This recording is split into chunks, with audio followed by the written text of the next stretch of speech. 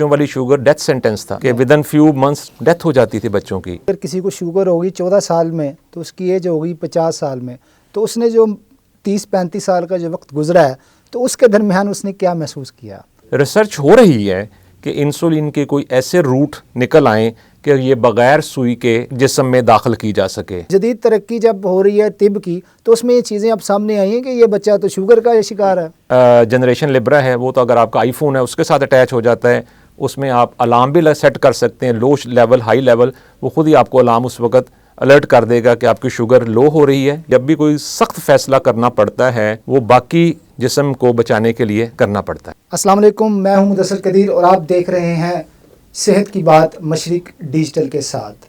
नाजरीन, जैसा कि आपको मालूम है कि हम अपने प्रोग्राम के ज़रिए आपकी मुलाकात करवाते हैं मुख्तलिफ तिब्बी माहिरीन से जो हमें मुख्तलिफ बीमारियों के हवाले से आगाह करते हैं। और आज का हमारा प्रोग्राम जो है वो बड़ा स्पेशल अहमियत का हामिल है। वो क्यों स्पेशल अहमियत का हामिल है? वो इसलिए स्पेशल अहमियत का हामिल है कि आज है जी 14 नवंबर, और 14 नवंबर को दुनिया भर में शुगर, शक्कर, ज़ियाबितस की बीमारी के ख़िलाफ़ आगाही का दिन मनाया जाता है।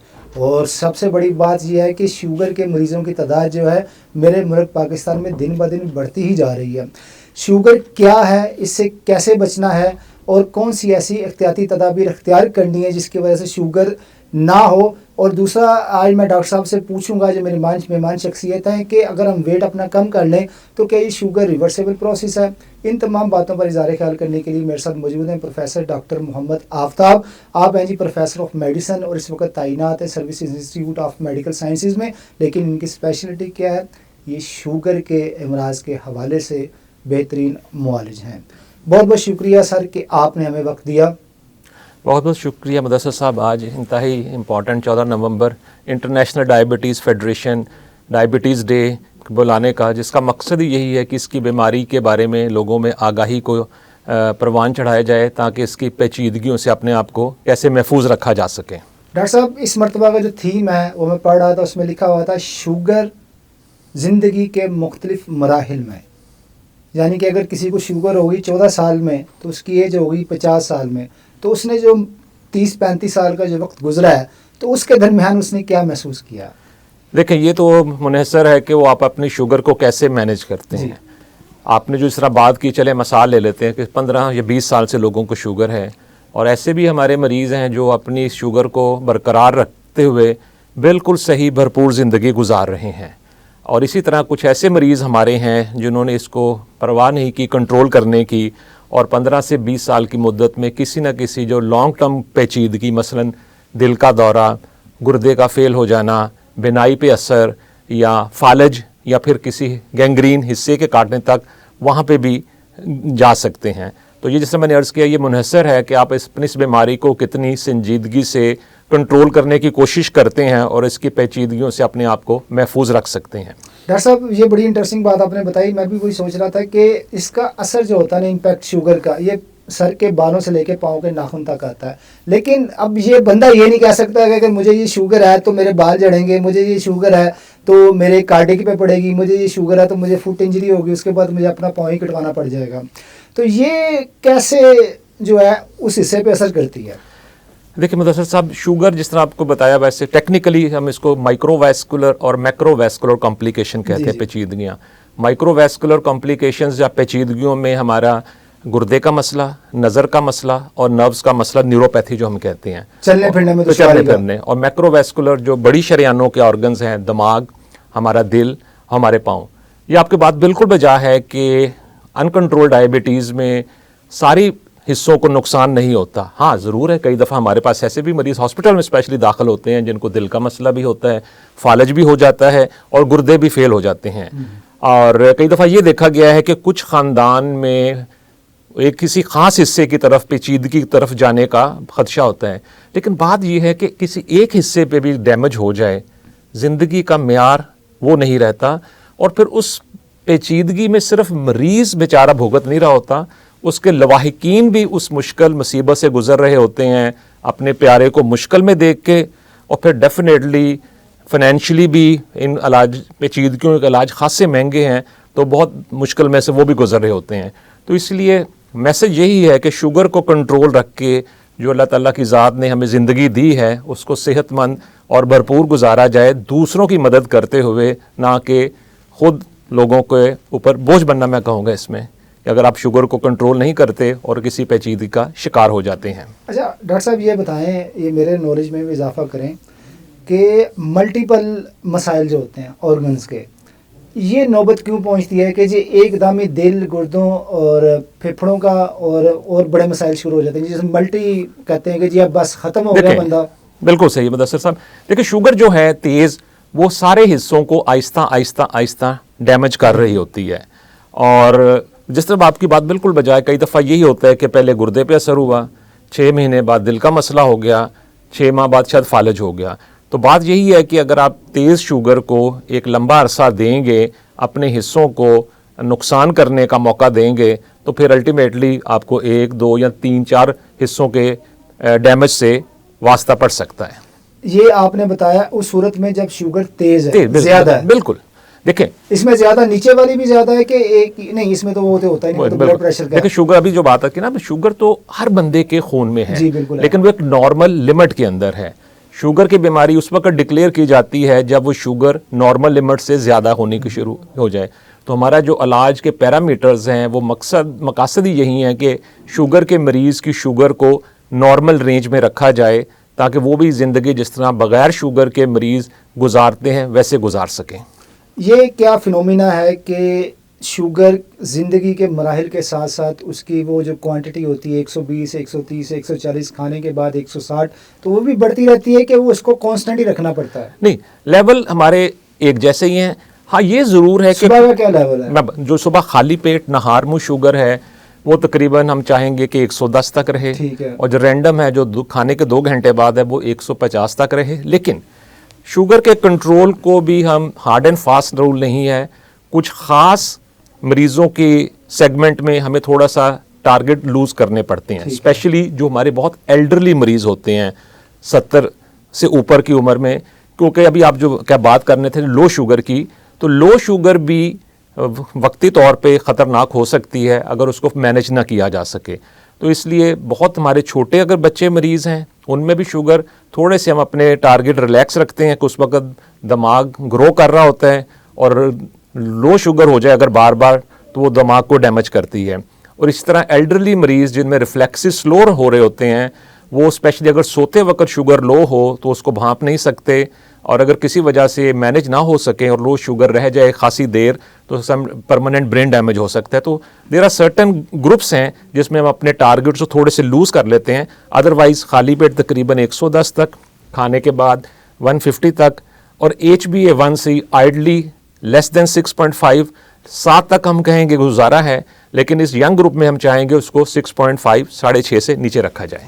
اچھا یہ جو 110 آپ نے بتائی، یہ تو آپ نے مجموعی بڑی تعداد بتا دی، اس کی چھوٹی تعداد کیا ہونی چاہیے؟ مطلب 90 سے 110 ہونی چاہیے؟ بالکل ایک رینج ہے، جس طرح بھی آپ بالکل آپ کی بجا ہے، ہم کہہ رہے ہیں کہ شوگر بڑھنی نہیں چاہیے، وہ کنٹرول رہنی چاہیے، تو شوگر لو بھی نہیں ہونی چاہیے، اس کا اپنا وقتی طور پہ پرابلم ہے. تو رینج جس طرح ہے تقریباً 80 سے 110 فاسٹنگ میں رہنی چاہیے، کہ اگر آپ کی شوگر مسلسل اب 90-80 کی طرف آ رہی ہے تو پھر ذرا توجہ کی ضرورت ہے کہ لو کی طرف تو نہیں جا رہے ہیں. اسی طرح جو رینڈم ہے کھانے کے بعد تقریباً 1.5 سے 2 گھنٹے بعد وہ تقریباً 100 سے 150 کے درمیان رہنی چاہیے. ڈاکٹر صاحب ایک بڑا فنومینا ہے، اس کا بھی ذرا جواب دیں. جی جی. شوگر ہم نے بات کر رہے ہیں آپ سے، آج گائے کی بھی بات ہو رہی ہے، تو شوگر تو پوری جسم میں ہے، اس نے تو چلانا ہے جسم کو. اب ایک بزرگ جس کے بارے میں آپ نے بتایا کہ ان کا دماغی واپس نہیں آتا، تو یہ اس کی کوئی وقت تو ہے نا شوگر کی، کم از کم یہ انسانی جسم کا ایک ایسا حصہ ہے جس نے پورے جسم کو طاقت دینی ہے. آپ کی بات بالکل بجا ہے. ہمارا جو فیول ہے، انرجی ہے، ہمارے سیلز یا خلیے وہ شوگر کو استعمال کرتے ہیں، اور شوگر کی بیماری میں چونکہ وہ شوگر استعمال نہیں ہو پاتی تو اس لیے جو آلٹرنیٹیو جب پروٹین استعمال ہوتی ہے تو پٹھے کمزور ہوتے ہیں. لیکن ہم نے اس شوگر کو بڑھنے بھی نہیں دینا ہے، تو اس نے شوگر کو اس کو استعمال کی طرف رکھنا ہے. تو اس لیے جو معتدل یا میانہ روی ہے، نہ اس کو رینج سے اوپر جانے دیا جائے اور نہ رینج سے کم ہونے دیا جائے. اسی لیے غنودگی یا بیہوشی ہوتی ہے کہ ہمارا دماغ جو ہے وہ صرف شوگر کو ایز اے فیول استعمال کرتا ہے، اور اگر شوگر بہت زیادہ لو ہو جائے 30-40 تو وہ کوما میں بالکل بے ہوش ہو سکتا ہے. تو اس کو شوگر دینی پڑتی ہے ٹریٹمنٹ؟ بالکل، وہ تو پھر ہاسپٹل میں آئیں گے اور فوراً ان کو گلوکوز کے انجیکشن ہوتے ہیں, کنسنٹریٹڈ بھی 25% گلوکوز, وہ فوراً لگائے جاتے ہیں, تو اس سے میریکلس ریکوری ہوتی ہے, فوراً پیشنٹ ہوش میں آنا شروع ہو جاتا ہے. آج سے کچھ عرصہ قبل ایک ٹیسٹ کیا جاتا تھا, میرا خیال ٹی ٹی ہے یا O G T T, oral glucose tolerance. بالکل. اس کی کیا وجوہات ہوتی ہے, کیا دیکھا جاتا تھا؟ دیکھیں وہ اس میں یہی تھا کہ آپ کے وہ لبلبے پہ بوجھ ڈالا جاتا تھا, لوڈ ڈالا جاتا تھا. اسٹینڈرڈ جو ٹیسٹ تھا 75 گرام گلیکسو ڈی ملتا تھا اسٹینڈرڈ ڈبہ, وہ آپ کو پلایا جاتا تھا. پہلے آپ کا base line 0 before giving, glucose پلانے سے پہلے بلڈ سیمپل لیا جاتا تھا, پھر آپ کو 75 گرام گلوکوز دیا جاتا تھا, اور آدھے گھنٹے کے وقفے سے 2 گھنٹے تک اس میں لیے جاتے تھے, اور پھر اس میں فاسٹنگ کی, اور 2 گھنٹے بعد کی ویلیوز تھی نارمل ہے, امپیئرڈ ہے اور ڈائبٹیز ہے. لیکن وہ خاصا لمبا کمبرسم ٹیسٹ تھا, مریض نے آنا بیٹھنا, اس کے بعد 5-6 سیمپل لیے جانا, تو اس کو آبسلیٹ اب جو ہو چکا ہوا ہے. اس کو صرف HbA1c استعمال ہوتا ہے, صرف پریگننسی میں ہے کہ ابھی بھی استعمال, وہ بھی شارٹ گلوکوز ٹالرنس ٹیسٹ استعمال کیا جاتا ہے. ادروائز اب ساری جو تشخیص ہے, فرسٹ ٹائم اگر کسی فرد نے اپنا سٹیٹس دیکھنا چاہتا ہے کہ مجھے شوگر ہے کہ نہیں ہے, تو اس کو HbA1c استعمال ہم کرتے ہیں. اس میں 3 جواب نکلتے ہیں, آپ کو شوگر نہیں ہے, آپ کو شوگر ہے, یا پری ڈائبٹیز جو ہم ٹیکنیکلی یوز کر لیں, یا آپ اس کو سادہ لفظوں میں بارڈر لائن کہہ سکتے ہیں اس میں. تو اب تقریباً OGTT ٹیسٹ جو ہے اورل گلوکوز ٹالرنس ٹیسٹ نہیں ہوتا, ختم ہو چکا ہے. HbA1c نے اس کو ریپلیس کر دیا. کیسے HbA1c ٹیسٹ جو ہے وہ کیسے بتاتا ہے کہ اس کو شوگر ہے, نہیں ہے, یا ہونے والی؟ بالکل, HbA1c بیسیکلی ہے کیا, شوگر جو گلوکوز ہے ہمارے ریڈ بلڈ سیل کے ساتھ اٹیچ ہوتی ہے, اور اس کا تقریباً 90 ڈیز کا ہاف لائف ہوتی ہے. تو ٹیکنیکلی جو ویلیوز ہیں, آپ اگر کرواتے ہیں ٹیسٹ, اور اگر 5.6 تک % آگے لکھا ہوتا ہے, 5.6% تک تو رپورٹ آتی ہے, تو آپ بالکل نارمل ہیں. اگر 5.7 سے 6.4 تک رپورٹ آتی ہے, اس کو ہم بارڈر لائن یا پری ڈائبٹیز کہتے ہیں. اور اگر 6.5 پلس یا اس سے آگے رپورٹ آ جاتی ہے پرسنٹیج, تو اس کو پھر کہا جاتا ہے کہ آپ کو شوگر ہے, جو اس وقت کرنٹ کرائٹیریا یا گائیڈ لائنز HbA1c کی چل رہی ہیں. اچھا, ایک فزیشین جیسے آپ ہیں, آپ کے پاس ایک آتا ہے HbA1c کا, اب اس بندے کو شوگر ہے, تو آپ اس کو کیا ریکمینڈ کرتے ہیں؟ اگر ہائی شوگر ہے تو آپ اس کو کیا ریکمینڈ کرتے ہیں؟ اگر وہ بارڈر لائن پہ ہے تو اس کو آپ کیا کہتے ہیں؟ اگر نہیں ہے تو اس کو آپ کا کیا رد عمل ہوتا ہے؟ سب سے پہلے اگر تو نہیں ہے, پھر تو اسے مبارکباد دی جاتی ہے, اور اپنے اچھے طرز زندگی کو جاری رکھا جائے.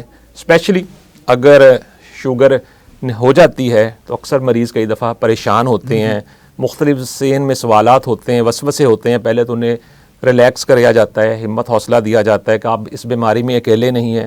اوور آل تو تقریباً 8 to 9% پاپولیشن کو ہے, لیکن 2022 کی ایک اسٹڈی جو پاکستان کی ہے, جو IDF کے مینولز میں بھی ہے, اس میں تقریباً 25% of the population of Pakistan کو بتایا گیا ہے شکار ہے. تو اس میں آپ بتایا جاتا ہے کہ آپ اس بیماری میں اکیلے نہیں ہیں.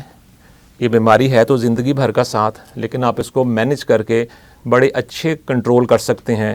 پھر کچھ مسالیں دی جاتی ہیں, جس میں ہمارے ملک میں پرائم ایگزامپل جو تقریباً ہر بندہ کو کرکٹ کا شوق ہے, وسیم اکرم کی ہے. وہی میں بات کرنے لگا تھا کہ وہ اتنا متوازن جسم دوڑ لگا رہے ہیں, لیکن ان کو تقریباً 25-30 سال سے شوگر ہے, لیکن انہوں نے اپنی شوگر کو کنٹرول کر کے اپنی صحت کو برقرار رکھا ہوا ہے.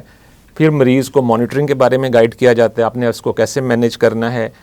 خوراک میں جو احتیاط ہیں, تدابیر ہیں, اس کی رہنمائی کی جاتی ہے.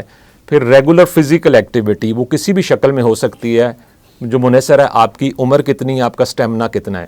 آپ جم بھی جوائن کر سکتے ہیں, جاگنگ بھی کر سکتے ہیں, گیم بھی کوئی کھیل سکتے ہیں, واک بھی کر سکتے ہیں. اور اس کے بعد اسٹریس مینجمنٹ, کہ جتنا اپنے آپ کو پرسکون رکھا جائے, بالکل, کیونکہ اسٹریس سے بھی جسم میں ایسی کیمیکل تبدیلیاں آتی ہیں, ہارمون کورٹیکوسٹیرائڈ خارج ہوتے ہیں جو شوگر کو بڑھا سکتے ہیں. اور پھر اگر کوئی دوائی کی ضرورت ہے اس کو شروع کیا جاتا ہے. دوسرا آپ کا سوال تھا کہ پری ڈائبٹیز جو بارڈر لائن ہے, پری ڈائبٹیز میں ہمارا جو خوراک میں احتیاط کا مشورہ اور فزیکل ایکٹیویٹی کا مشورہ وہ بالکل ویسا ہی ہوتا ہے جس طرح شوگر کے مریض میں ہوتا ہے. یوزلی دوائیاں اتنے ریکمینڈڈ نہیں ہیں, صرف ایک ہی دوائی استعمال کرتے ہیں جو ریکمینڈڈ بھی ہے کہ اگر آپ اوور ویٹ ہیں 80-90 سے زیادہ, میٹفارمین جو گلوکوفیج کے نام سے ملتی ہے, وہ پری ڈائبٹیز میں دے سکتے ہیں اگر آپ اوور ویٹ ہیں. ادروائز روٹین میں اور دوائیاں ہم نہیں شروع کرتے ہیں پری ڈائبٹیز میں. اب ایک ہے کہ ایک کی ہے ہی شوگر ہے اور شوگر کا شکار ہے, اب فزیشین اس کو کہتا ہے کہ بھائی تمہیں انسولین لگے گی, اب وہ ٹینشن میں ہے کہ انسولین لگ گئی تو ساری زندگی میں جڑا رفڑ پیا رہے گا, اور وہ یہ سمجھتے ہیں کہ اس انسولین کی وجہ سے جسم کے دیگر اعضاء متاثر ہو رہے ہیں. یہ نہیں ہے کہ اس کی وجہ سے جو نقصان آپ کو ہو گیا وہ تو ہو گیا, اب آ کے یہ کیور کر دے گی. مدثر بھائی اسے مس بھی کہتے ہیں, سنی سنائی باتیں. ایک تو اس میں کوئی شک نہیں ہے, یہ انسانی فطرت ہے کہ وہ اپنے آپ کو تکلیف نہیں پہنچانا چاہتا, اسی لیے ریسرچ ہو رہی ہے کہ انسولین کے کوئی ایسے روٹ نکل آئیں کہ یہ بغیر سوئی کے جسم میں داخل کی جا سکے. انہیلر پہ بھی ہے, پہلے ایک آیا تھا وہ چل نہیں سکا تھا, لیکن اب امید ہے کہ شاید جلدی انہیلر کی شکل میں انسولین آ جائے. پیچ کی شکل میں بھی کوشش کی, پیچ ابھی تک نہیں ہے لیکن کوشش ہو رہی ہے. تو اس میں تو کوئی شک نہیں ہے کہ ہر بندہ اپنے آپ کو سوئی نہیں پرک کرنا پسند کرتا. تو تھوڑا سا تو وہی بتایا جاتا ہے مریض کو کہ اس وقت کیا مسئلہ ہے, اب گولیوں سے نہیں کنٹرول ہو رہی, اگر نہیں کنٹرول ہوگی تو اس کو پیچیدگی ہیں وہ کتنی مشکل تکلیف دہ مراحل میں سے ہوں گی. پھر انہوں نے بتایا جاتا ہے کہ آج کل کی سوئی بہت باریک ہیں اور پتہ نہیں لگتا بالکل, اور کئی دفعہ یقین کریں مریض کو اندازہ ہی نہیں ہوتا, وہ یہی سمجھتا ہے کہ شاید انسولین میں وہ بڑی سرنج جس سے آپ کا بلڈ سیمپل لیا جاتا ہے اس سے لگانی پڑے گی. جب ان کو ہم دکھاتے ہیں سیمپل ہمارے رکھی ہوتی ہے آفس میں, ہم نے کلینک میں بھی ہاسپٹلز میں بھی, یہ دیکھیں یہ اتنی سوئی باریک سرنج کی سوئی ہے, تو وہ ان کے لیے کئی دفعہ پہلا ایکسپیرینس ہوتا ہے کہ اچھا اتنی باریک سوئی ہے, میں تو سمجھ رہا تو بڑی سوئی ہوگی. تو پراپر گائیڈنس سے یو کین سے کہ 80-90% پیشنٹ اس کو ایکسیپٹ کر لیتے ہیں. اچھا کی عمر سر اڈیا سی پچھلے دنوں دے وچ کافی 8-10 سال ہو گئے نے کہ وسیم اکرم نے آپریشن کرا کے کیپسول رکھے ہے, وہ کی چیز ہے؟ میرے نالج میں ایسی کوئی چیز نہیں ہے. کیپسول نہیں ہو سکتا, اگر وہ ہے بیسیکلی انسولین پمپس ملتے ہیں, پاکستان میں تو اویلیبل نہیں ہیں. یوزلی جو جووینائل ٹائپ 1 بچوں میں ہوتے ہیں وہ لگائے جاتے ہیں, وہ خود ہی شوگر کو ریڈ کرتے ہیں اور اس کے مطابق انسولین بلڈ میں ریلیز کرتے رہتے ہیں. تو انسولین پمپس خاصے اب ایڈوانس فارم میں آج سیکنڈ تھرڈ جنریشن اویلیبل ہیں, تو وہ استعمال کیے جا سکتے ہیں. دوسرا ایک شاید آج کل جو اویلیبل لبرا ہے, گلوکومیٹر جو ہیں, اس میں بھی یہاں پہ ایک چھوٹا سا پیچ لگا لیتے ہیں اور دین جسٹ آپ اس کو میٹر کو اس طرح کرتے ہیں تو آپ کی ریڈنگ آ جاتی ہے. اب تو جو تھرڈ جنریشن لبرا ہے وہ تو اگر آپ کا آئی فون ہے اس کے ساتھ اٹیچ ہو جاتا ہے, اس میں آپ الارم بھی سیٹ کر سکتے ہیں, لو لیول ہائی لیول, وہ خود ہی آپ کو الارم اس وقت الرٹ کر دے گا کہ آپ کی شوگر لو ہو رہی ہے یا ہائی کی طرف جا رہی ہے. اس میں یہ سائنس کی طرف بالکل یعنی کہ انہوں نے اس کو سارا آپ کے ہاتھ میں دے دیا سب کچھ, بالکل, تاکہ آپ کو ریپیٹڈ پرک کرنے سے وہ جان چھوٹ جائے. اچھا ڈاکٹر صاحب یہ بتائیے گا کہ انسولین کا بنیادی کام کیا ہے اور یہ کیا جا کے کس چیز کو جا کے پنڈ کرتی ہے کہ وہ کام ٹھہر جاتا ہے؟ ٹھیک, انسولین بیسیکلی آپ سمجھ لیں گیٹ کیپر ہے. ٹھیک ہے, جس طرح آپ کے اسٹوڈیو میں داخل ہو رہے ہیں تو دروازہ ہے, وہ دروازہ بند ہے, میں نے خود کھول لیا, یا آپ کئی دفعہ کسی آفس میں جائیں تو ایک گیٹ کیپر ہے جو آپ کے لیے دروازہ کھولتا ہے. تو بالکل سادہ لفظوں میں انسولین ہمارے جو خلیے ہیں اس کے گیٹ کیپر ہیں, گلوکوز کو خلیوں کے اندر بھیجنے کے لیے, جہاں پہ پھر اس نے ایز اے فیول کام کرنا ہے. جب انسولین کی کمی ہوتی ہے تو خلیے شوگر کو استعمال نہیں کر پاتے, تو وہی شوگر جس نے کنزیوم ہونا تھا وہ بلڈ میں زیادہ ہونی شروع ہو جاتی ہے, جس کی وجہ سے پیچیدگیاں ہوتی ہیں.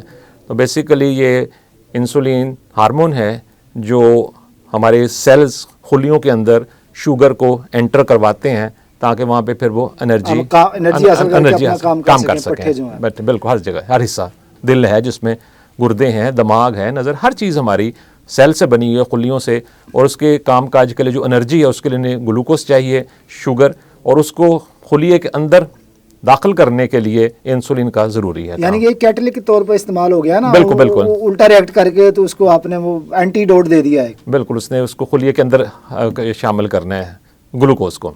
شوگر ڈائبٹیز کی ایک بڑی اہم چیز ہے کہ یہ وراثتی طور پہ ٹریول کرتی ہے. چھوٹے بچے دیکھ کے میں حیران ہو گیا ہوں کہ ان کو بھی شوگر ہے. جی شوگر یہ ہو سکتا ہے پہلے بھی ہو, لیکن جدید ترقی جب ہو رہی ہے طب کی تو اس میں یہ چیزیں اب سامنے آئی ہیں کہ یہ بچہ تو شوگر کا شکار ہے.